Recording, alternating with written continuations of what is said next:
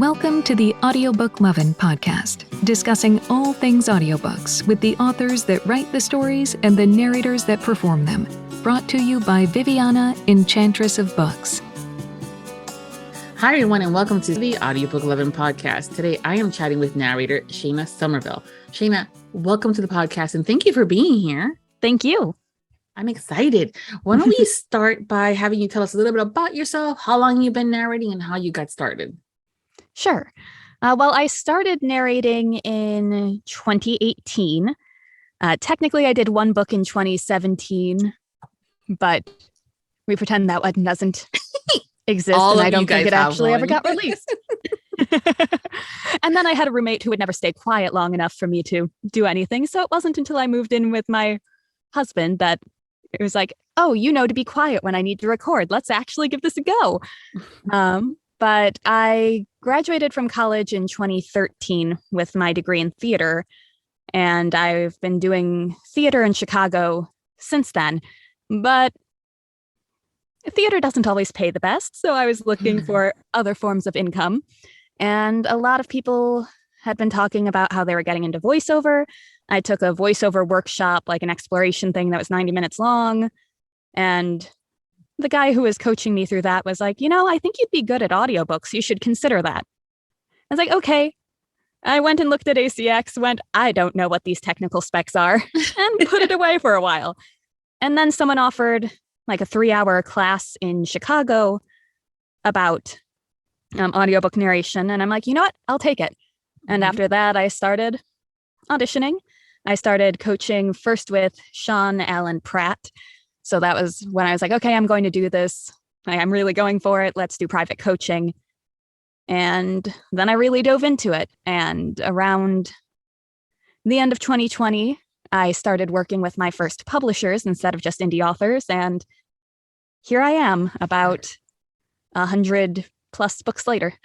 And collective 100 and something books later.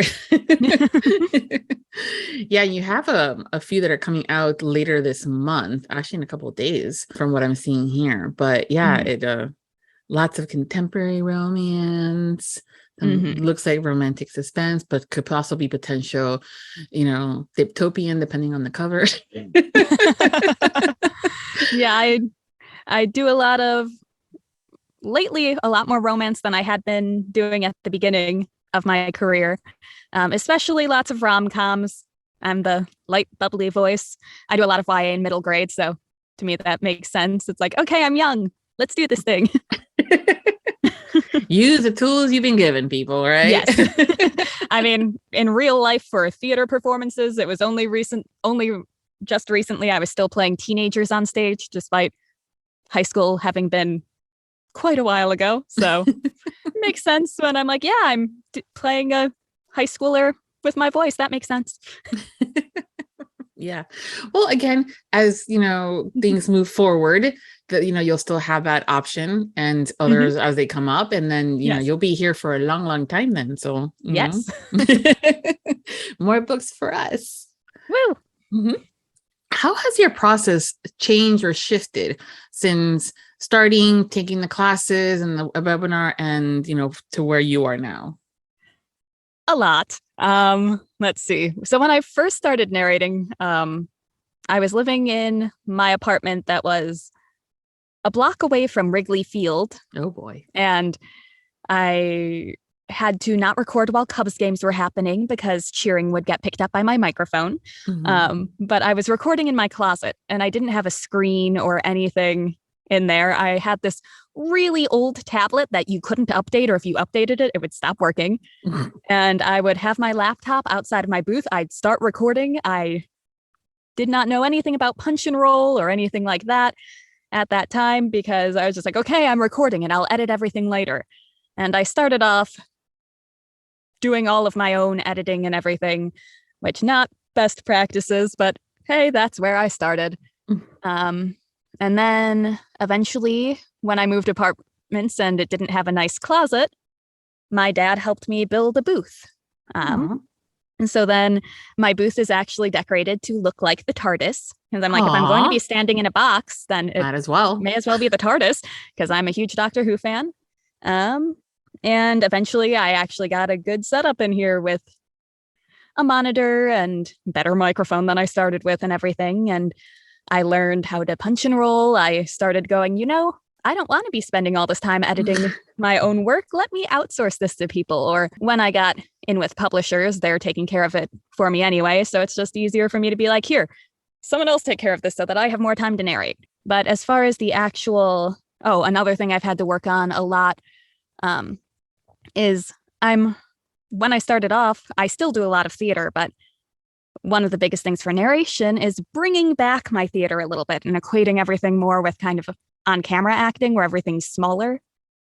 Because if I dive into I do musical theater, then it's like, I am too big for the microphone. Pull it back, Shaina, smaller, smaller, smaller. So, yeah, I guess those are the biggest changes for me. Yeah. And so from the prep perspective, do you also outsource that, or do you do the prep work, as far as going through the book and figuring out accents from the page information? Yeah, I do my own prep work at this point. I have considered doing some outsourcing of it, but I haven't quite been willing to give it up quite yet. But yeah, I tend to like to highlight the different characters in different colors, just because then I can see visually on the page, oh, this person is coming up. Or when a person has a whole nearly page-long monologue, but it doesn't say until the end after they're speaking, so-and-so said. I'm like, oh, this is this person. And I don't have to stop and be like, who is this? Oh, right, that's them. Yeah, so I do that. I come up with the voices, figure out what accents and vocal characteristics and everything from doing my own prep. It's definitely a trust thing, right? When it comes down to having to outsource anything, you have to find someone that is going to be thorough and make sure that you notice and that tells you that that person that was talking not only is that one individual, but also has a French accent. Yes. I did have a book once where it was like, oh, it is 2/3 of the way through the book and this character has an Indian accent. I did not realize that. And I had prepped the book, but it was just like a throwaway sentence that in my initial prep, I'm like, la-di-da-di-da. And thankfully it was a small character. But then I got there and went, well, I'm re-recording this character. It happens to the best of them. They all have something similar, trust me. So it's almost like oh my goodness, what is this called? Part of the gig, you're gonna have that moment of, oh damn it, Scottish accent. Okay, good, gotta do that again. So yeah, it's part of the core. It's all good. Yeah, please not Scottish. I do not do Scottish. Good to know. What accents do you love to perform? Generally, RP British. I like. Some of the other British accents are really tricky and I'll do them, but only if they're a smaller character and I have lots of time to be like, okay, I'm drilling this person's lines. Irish, I enjoy. Israeli, actually, I had to learn that one for a series of zombie apocalypse books this past year. And I was like, oh, this one feels nice in my mouth. I can do decent with French. Oh, Southern. I live in the Chicago area, but my dad's side of the family is all down in Kentucky, so I grew up hearing that. So I can do decent with generic Southern. I can't necessarily be like, oh, this is Louisiana versus Kentucky versus Atlanta. Yeah. I'm like, I'm not that good at it, but I'm like, okay, I can at least be passable as a generic Southerner. And I think that's I'm probably missing one or two.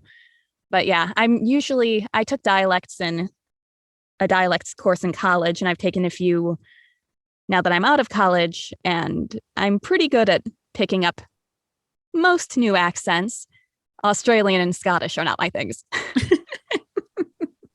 Hey, they're again similar to the previous statement.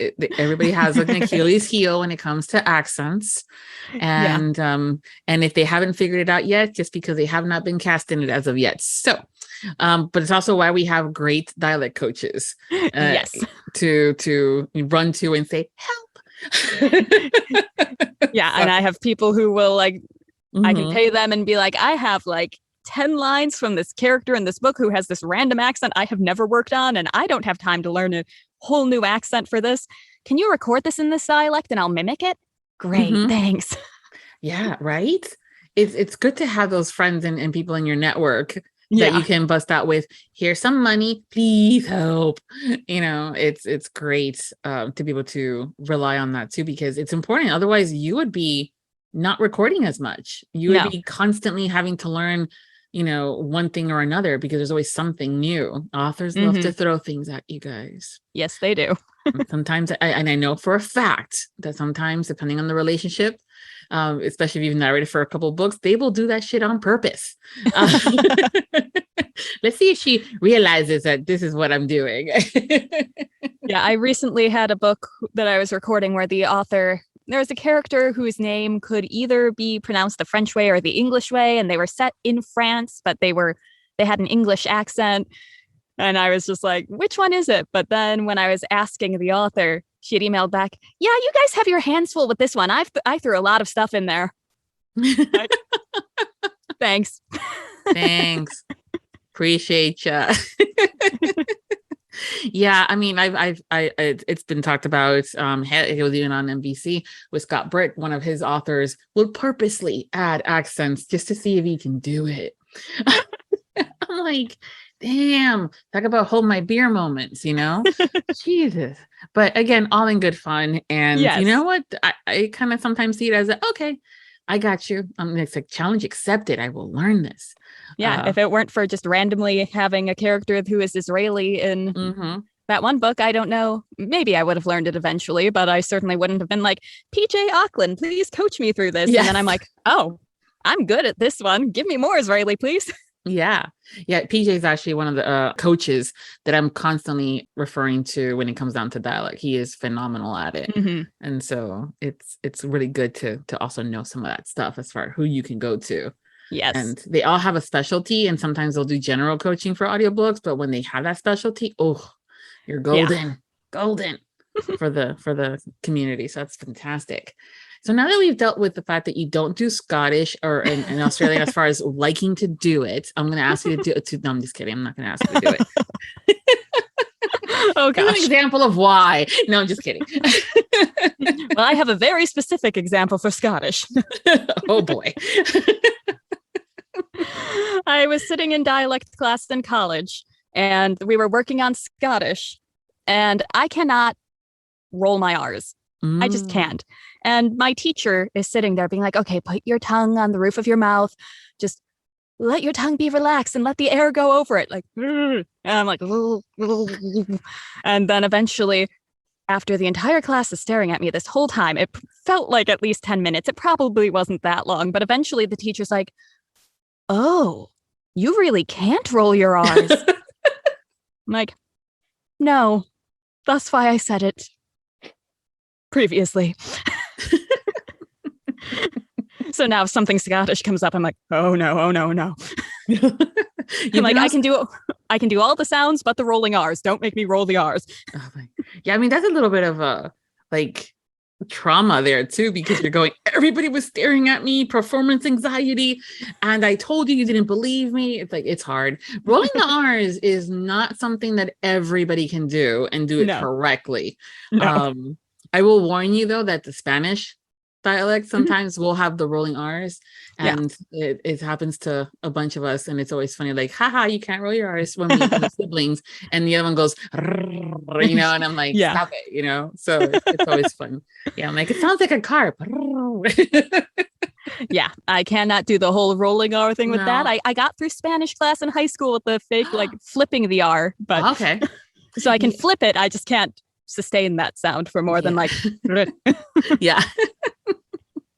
Well, the good news though is that at the end of the day, when it comes down to the accents, we're not expecting a complete broke out accent of things, because most of the time we probably wouldn't even think that's sexy, or we wouldn't understand any of it, because as far as cadence and how thick the accent can get, it's just enough to do it. But when there are certain things that can't be said, I'm going, it's good to know. I'm not going to cast you in that one, but we're going to cast you over here. Yes. I'm like, Scottish Highlands, goodbye, not auditioning for that.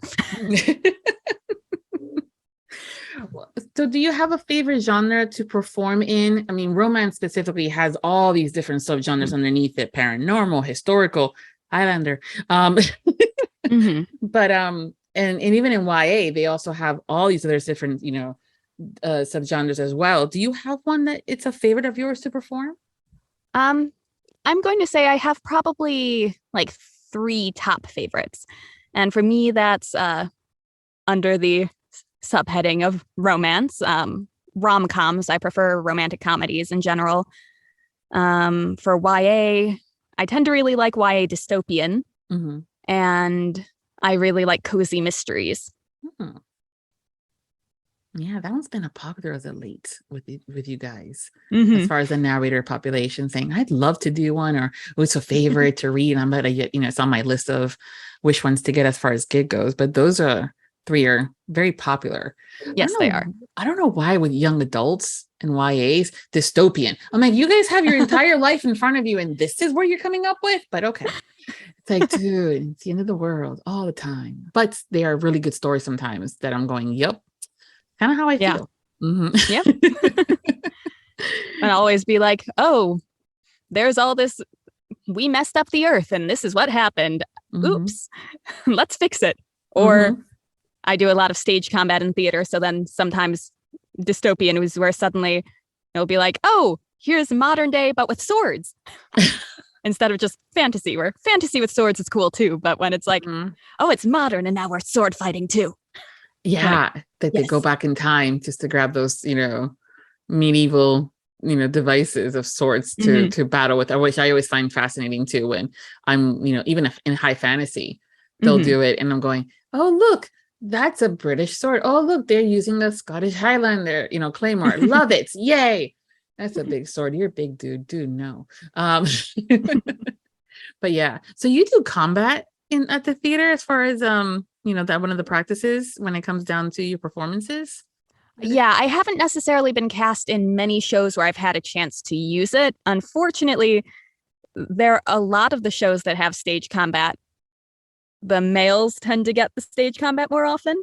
Not always, but I have done a little bit on stage. I have done fight choreography for a handful of shows, and I am certified in 6 of the 8 weapons under the branch of the Society of American Fight Directors. Nice. You kick ass. That's fantastic. And yeah, it's bummer that sometimes that happens where the majority of those type of scenes will go to the guys. And I'm like, we can kick ass just as good, if not looking better too. Why not? But yeah, but at least in the book world, a lot of the times, especially with like urban fantasies and even the YAs, the females are kicking just as much, if not more ass than the boys. So we're good there. Yeah. Is there a genre that you have yet to narrate in that you're really, really wanting to do? That I have yet to narrate in. Honestly, I don't feel like I've done anything that is, maybe one. In general, I haven't really done anything that is specific, like this is fantasy. I've done a couple of things I did one paranormal romance as one of my first books.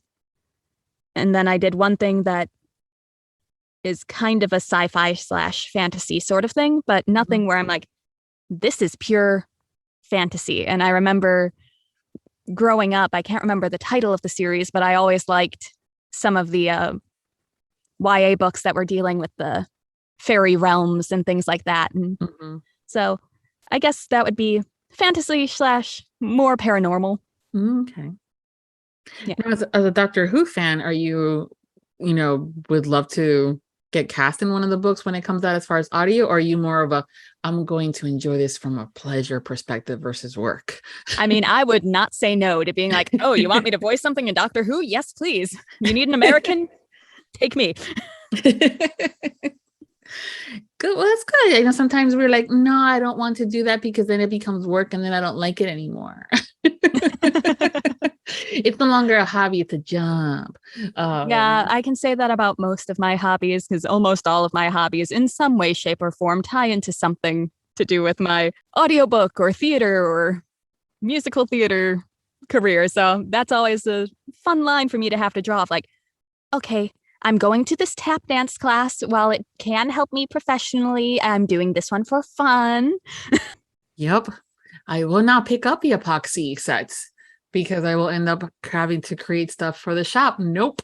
Even though I would love to work and figure out epoxy and how cool would that be to make that tray I want. But nope.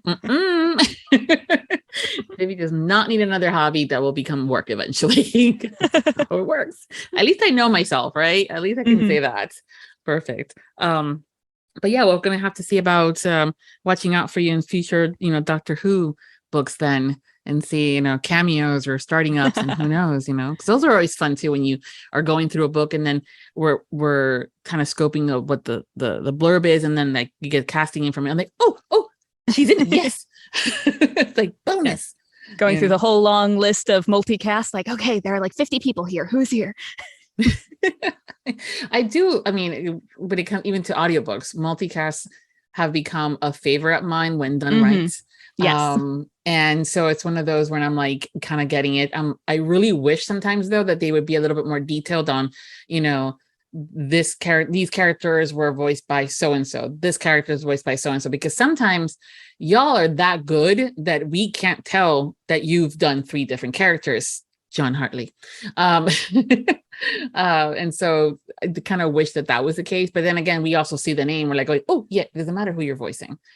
We'll figure that out later. Or if you're listening to a multicast and then you're like, I really liked this. Like, I liked all the narrators, but I really liked this one. But I don't know who that one was. Now I guess I'm going to go listen to all of the samples for all of them and be like, which one was it? Yes, I've had to do that. It can be a little fun, but a lot not. Because you're like, it's between these two. Oh, damn it. Yeah. Options.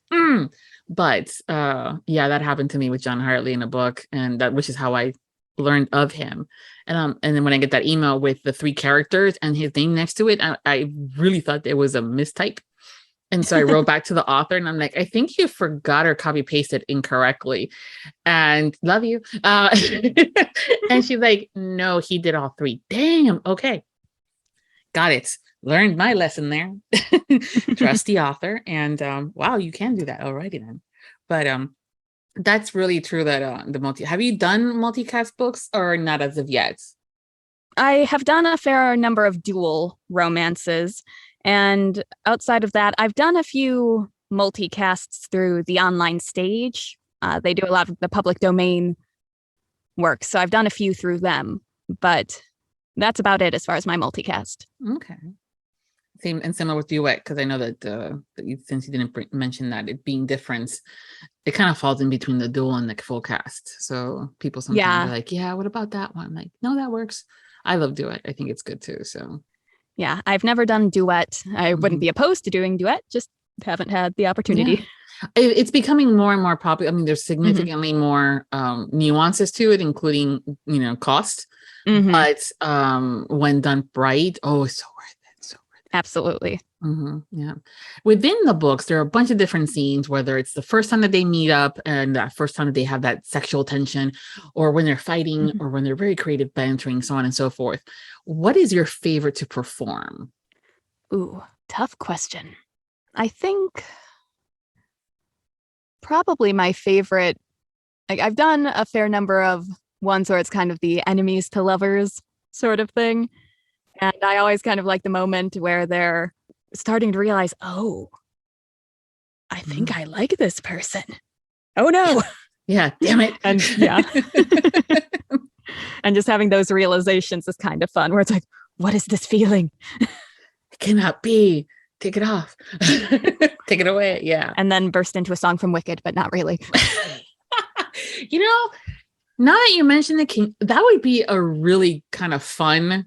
I mean, nowadays, some of the audiobooks are being more in a play style where they're, they'll have some sounds and stuff like that. There needs to be some sort of at least just a one-off musical, of sorts, where they're having that feeling of like, no, no, no, no.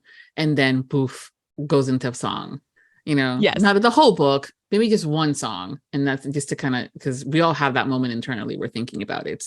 But that'd be kind of fun. You'd get the Broadway fans if no one else. Yeah.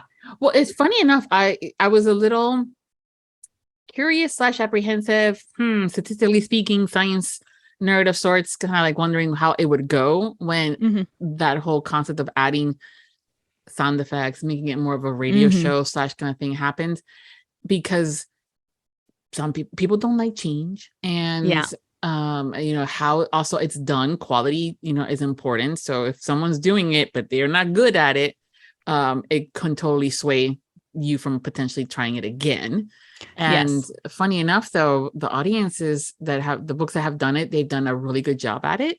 And the audience has been like, oh, okay, cool. And they've embraced it.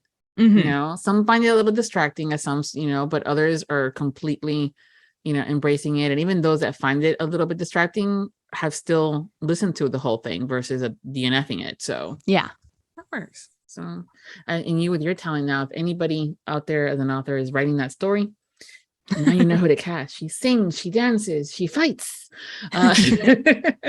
She can do it all. So that's definitely it. From potential perspective of upcoming things, it ebbs and flows. I mean, first of all, it was solo narration, then dual, duet, multicast. Now it means like, what else are you guys going to throw in the mix, people? What else? Right? Now there are holograms. Oh God, no, let's not go there. Yeah.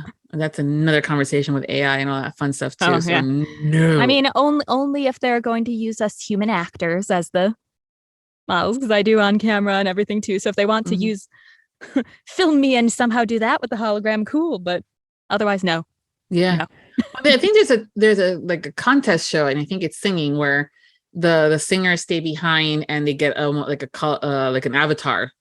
And then they go as their avatar outside to do the performance, and people have to figure that out. I have to find out what the name of that show is. Yeah, I was looking at it recently. I can't remember the name off the top of my head, but I remember the singer Jewel was one of them one year, because I was like, oh, because I grew up listening to her a lot. My dad still constantly listens to her in the car, and I'm like, that was her. Yeah, well, that was the Masked Singer. That was another show they had the costumes. Okay, yeah, but still similar concept, right? They start. I mean, we all start as cartoons, right? And now we have 3D, printing and all that fun stuff. Yeah. So now there's literally like a hologram. Oh wow. Yeah, and so the person is singing and doing all the movements as if they're performing themselves, but behind the curtain, and then the holograms in front. Oh wow. And they look completely different, or they can make it however they want. And it's almost a whole concept of that other show where people don't see you until they vote for you. Yeah. To kind of not let appearances take away from the performance, which is perfect for audiobooks concept. And so it was interesting for that, but I'm like, no, unless you're doing a live performance in my house, that's different, download it from there. You're going to be going to Allure this September, right? Excited there. Is this going to be your first event / convention in general as a signing narrator or attendee, or have you been to them before? This is going to be my first one. Yes. Nice. It's a good way to pop that cherry, girl. And I don't have to travel very far, which I'm like, cool. Yeah. So are you planning on maybe staying on site or close to it, or are you going to be traveling back and forth? Because that could also take a toll. Right now my plan is to travel back and forth, just because I live not far. I'm out in the suburbs now. I used to be in the city proper, but now I'm out in the suburbs, and I'm like, I'm going to save money because I'm not that far away. I might enlist my husband or my parents and be like, I don't want to drive. Can someone come pick me up so I don't have to drive or catch the train at the end of a long night? But we'll see. Those details still need to be worked out. But I'll probably be like, someone pick me up. I'm going to be the lazy diva for once. Yeah. I mean, also you can invite them to say, hey, come see me work. Look at what I do. These are the fun accolades of doing what I do, meeting the fans and stuff like that. Yeah. Will you have a couple of authors that you've worked with as well attending? Unfortunately not. I've been following the list, hoping that one of my authors will show up, but unless I manage to book something by one of them in the next month or two. No. Okay. No, that's but you've had peers that are going, so that's good that you've narrated with, right? So that's going to be fun. I think some people have said it's going to be a little weird meeting them for the first time, considering some of the scenes we've done together. Yeah, there's one of my co-narrators for a book that just recently came out. I've never met him in person, but I know he'll be there. So I'm like, oh, cool. I'll actually get to meet him. And then other narrators from the Chicago community who I've met but haven't necessarily narrated with, but we've gotten together for little gatherings. We'll be there. So yeah. That's fun. See, good. Usually you guys are always like, well, I'm all alone in the booth and we don't get to hang out or anything. And I'm glad that you guys are doing that. I think there's when there's pockets like that you can kind of connect, it's important to get also out of the booth and stop talking to yourselves. Yes. Yeah. Well, it's going to be a fun event. There's going to be a lot of different things between panels, and there's going to be 2 major parties, you know, the Prohibition, and then the Fire and Ice Gala. Yes. And lots of fun times. Are you dressing up for them or doing a little bit more casual? I will probably, I'm planning on dressing up for Fire and Ice at least. It might be a bridesmaid dress that I've only had the opportunity to wear once since I own it, but and it's floor length, so I'm like, cool, it's pretty, and I get to wear it again. Yes, bonus. Yeah. And as far as the other stuff, I'll probably go dressy but casual-ish because long days. Yeah, and I like to be comfy. Yeah, definitely comfy shoes for the entire duration as much as possible. Yes. Yeah, that's what I'm actually looking at now, is trying to figure out, okay, cute shoes, because you still want to be cute, especially if you're dressing up. But comfy. Must be comfy. That's always the dilemma where you're like, I need comfy shoes, but what will match with this outfit? Yeah, right. And I'm like, you still want to be cute. Also, aside from, you know, comfortable, that I'm able to walk in them, they have some gorgeous shoes, but they're like stiletto, you know, heels, and I'm going, no, not gonna happen. I'm 5'7", and my equilibrium is no, that's a walking joke right there. Walking happening, not gonna happen. But they're so cute, you know. It's like, dang it, wear this in like a 2-inch heel or flats. Come on. But yeah. So I will look forward to seeing you there and connecting with you there, as well as I'm sure lots of the listeners and the readers are there as well. Are really going to be fun, you know, meeting you guys and getting you guys to sign all sorts of different things. That's my little moment of who's going to sign the stuffed penis. What will they bring now? No lie, there was a convention a few years ago where they brought, it was like a pillow of sorts, and it was a shape of a penis. And it got signed. So, well, honestly, if anyone is listening to this who is wanting me to sign anything, please bring me something weird to sign so that I can just have a good giggle at that. I would fully appreciate that. Perfect. Yes, goals are important. But yeah, no, you'll run the gamut from really cute stuff that they'll create themselves. They'll do books with the book covers on them, almost like those scrapbooks of sorts. And then you'll see pillows and t-shirts and totes, oh my. And someone with sewing capability or someone that knows someone on Etsy will have a penis pillow. So hey, it works. We're in the right genre for that anyway. So yes, indeed we are. So when you're not working and, you know, prepping and doing things for work, what do you do for fun? Read. I do like to read outside of everything that I read for work. I like photography. So if I can, especially nature. So I like getting outside. So if I can go to a forest preserve or a state park or something with my camera, that's something I really enjoy. I've been getting back into writing, which I used to do back in junior high and high school, but had kind of taken a decade-long hiatus from outside of school. So I've been working on writing my own cozy mystery. Nice. So yeah, I think that's mostly it. And tap dance, that's something else that fits into my musical theater career, but I consider that a hobby on its own. Oh, and softball. I do like playing softball when I have the chance. Nice. Oh, that's a huge gamut of, you know, things all over the place, but keeps you going. Yes. So when you say camera and photography, you're actually talking about like a camera with film or digital? I have a digital camera. I do enjoy film, but I haven't done that in a while. But back in high school, my dad's into photography as well. So we used to take out his film camera and we had, I'm blanking on the terminology for it now, but all the equipment that we needed to develop the film and print the pictures at home. So that is something. Yeah.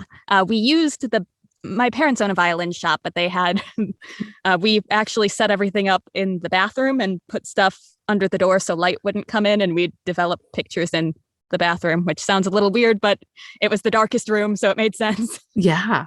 No, I took some classes too when I was in high school and beginning of college. And that's just the one thing I never got to do was develop the photos from a film. And it's still on my to-do list. One of these days, I'm going to figure out a way to do it. I still have the Nikon with the film, and then I still have the Canon with my digital. But that's why I was asking, because not many people nowadays still have the actual photography cameras, unless you're more of a professional. I'm actually doing this for a job sorts of thing. That's been on my wish list of like my holiday wish list every year. It's been like film camera, please. Actually, it's funny. When I was in college, I did take a photography class, and it was a film photography class. But I just remember after a late night rehearsal, I got out of rehearsal at like 10 p.m., but I had to develop film for class. So I went down, it's in the same building. And I just remember someone in the music department in the fine arts building was apparently playing Phantom of the Opera upstairs. And I'm alone in this dark room, and you just hear, ba, ba, ba, ba, ba, ba. And I'm like, do I need to be scared? Because that musical is kind of creepy and I'm alone in the dark. That or break into song. You had two options, right? Yes. Yeah, see, when stuff like that happens, I'm like, I'm not gonna risk it. I was like, I'm quickly finishing up what I need to do and running out of there and going to my dorm. Yeah. Well, that's so much fun. Again, it's on my list of things to do in this lifetime, to be able to take that photo and take it and put it in all these different liquids that I don't know how the chemistry works, but make it happen, and then there I took it. But at the same time, I'd probably be concerned about, did I take it at the right angle and the lighting and all that fun, which is why I love digital, because you can automatically see it. And you're going, no, that didn't work. They closed their eyes. Open them, damn it. Or be like, oh, I totally messed up the exposure on this photo. Let me adjust that now. Yes, totally. But again, fun. And nice way to calm, kind of still enjoy the atmosphere and the environment and appreciate the beauty, especially when you're going outdoors and stuff. So gives you a moment to just take it in. For sure. Yeah. So with all the words that you're saying every single day into that mic, what is your favorite word? Not separate from a curse word, but favorite word. That's the next part of the question. Oh, my favorite word. Well, I think just because the meaning of it is hilarious is hippopotamonstrosis quipedaliophobia, the fear of long words. Dang, girl. She said this so eloquently and flawless. It was a bonus spelling word in like 4th grade. Oh my God. I've known it for a while. That's why I can just whip it out. Dang. Fear of long words. You have no problems there, though. At least not with that word. Right. I know there's a really long name of some town in Wales. That one scares me. Oh, yeah. That's a different pronunciation of all sorts of things. But no, my goodness. So what is your favorite curse word? My favorite curse word? I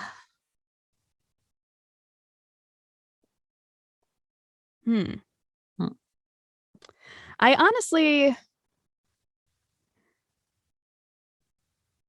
I don't know. I think I don't curse a ton personally. I guess the things that will generally come out of my mouth most often, if I'm in the booth and I'm recording a line and I've said it 10 times and it's still not happening, are either crap or fuck. But I do there was a play once when I was in high school where we were each allowed to keep one swear word in and any other swears had to be cut. But I just remember there was fuck a duck. Oh, well, that's technically 3 words, but yeah.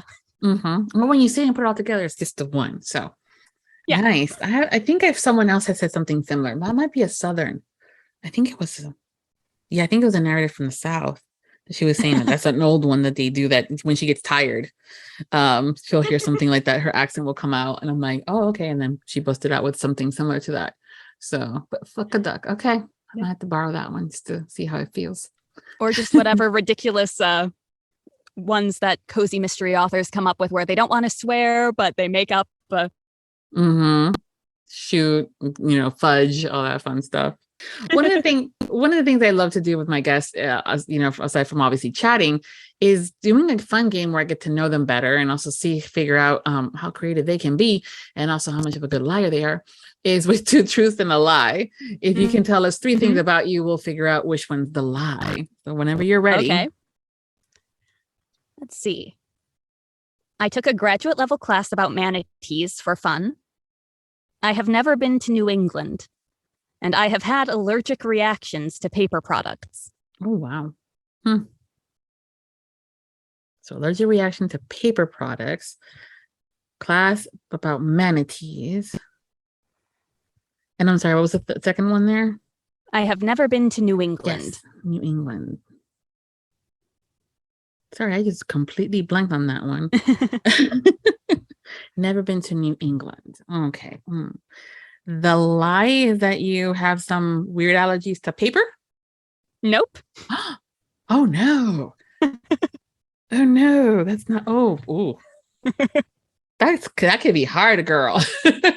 I mean, it's not like every time I touch paper I have it, but I have at least two. Well, basically, I had a typing class and our class didn't have the fancy rubber covers for the keyboards, and they made me tape a piece of computer paper over the keyboard, and I had to raise my hand and ask the teacher to stop because I'm like, my hands are burning and bright red. And then again in college, I was having to, in the scene shop for a show, cut Epson board, which is basically a thick cardboard with a jigsaw. And from inhaling that, I actually started coughing. I turned bright red. I couldn't breathe. It wasn't bad enough to go to the hospital or anything, but they sent me out of the room because I was having an allergic reaction. And then later I realized when I was in high school writing papers, the side of my hand that was rubbing the paper as I was writing would always be bright red. And I thought that was normal. But then I actually asked other people and they're like, yeah, that's never happened to me. And I'm like, oh. Interesting. Yep. But probably a lot more common than people think. They just don't stop to think that it could be possibly that it's an allergy to the paper, Yeah, and it's probably some chemical on the paper, not the paper itself. So I don't know exactly what ingredient it is, but something in paper products. Okay, that makes life it's interesting too, because I'm assuming you're always kind of going, will it or won't it? Let's play. Yeah. Whenever there's costumers for a show, they're like, do you have any allergies? I'm like, not really, but please don't make my costume out of paper. Which I'm sure sometimes the reactions can be rather interesting. They're like, I wasn't planning on it, but okay. Good to know. Thanks. Okay. Yeah. All right. So we have options then still left of never been to New England, or you took a class about manatees just for fun. Yes. Is that manatee class just for fun, the lie? Nope. I knew it. Dang it. I knew it. I go, the amount of things that you do, from the sword fighting and all these other things, because she probably just did it for fun. Watch. Yeah, I actually got an entire graduate certificate for fun. So. Not an overachiever at all. I like school. What can I say? You're a learner. No. Yes. There's a lot of people out there that are like that are, perpetual like learners that they, but we never knew that's what it was, but wow, manatees. I wanted to be a marine biologist when I was younger. So that was my plan all the way through high school, double major in theater and marine biology, but theater be my career. And then the school I went to didn't have marine biology, but later I'm like, oh, the University of Florida has this whole certificate program where I can take online classes about manatees. I can do aquatic animal health issues, aquatic animal conservation issues. Sign me up. Yeah, no, they're great. Being here in Florida, I'm very fortunate to be able to go to things like SeaWorld and other places. I have yet to see one in real life just because I have not had the opportunity, but I also don't want to mess with them because that's not what we're supposed to be doing. Yes. But that would have been a fun class. Yeah. So you've never been to New England? Well, I have. The lie was I have never been to New England. Yes. Right. Sorry. Just making sure that was clear. Yeah, I have been. I actually, in 2016, spent a little over 2 months living in New Hampshire doing a children's theater tour. Nice. And then I'm going to a New England narrators retreat in a couple of months. Oh. So I'll be there again, but I haven't been back since 2016. So okay. Well, it's better weather when you're going. It's a little cooler, hopefully. So depending on where. It was very strange. I was there from like June to August, and June, it started off in the mountains super cold, and I had not packed enough clothing for cold weather. So I'm like, I have one sweatshirt and I'm wearing this every day. And then it very quickly became, I'm boiling. Yeah. Yeah, it does that. And you're going, I don't know. But also Chicago was like that too. The one time when I went years ago for a book convention, and here I am going back for another one.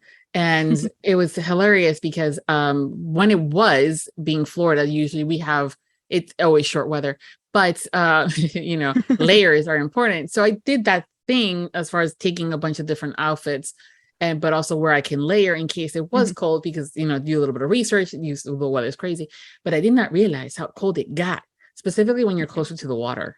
I was like, wow. Can y'all fight on the phone in a different location? Are you guys almost done with it? His friend was having a fight with her boyfriend at the time, and I'm going, freezing ass off here. Yeah, especially the wind during winter. That's the killer. Yes, definitely. It was windy too, but yeah, it's a great city, so I'm looking forward to going back there. But so is New England. New England's really pretty, but again, the weather can run its gamut. So yes. Yeah.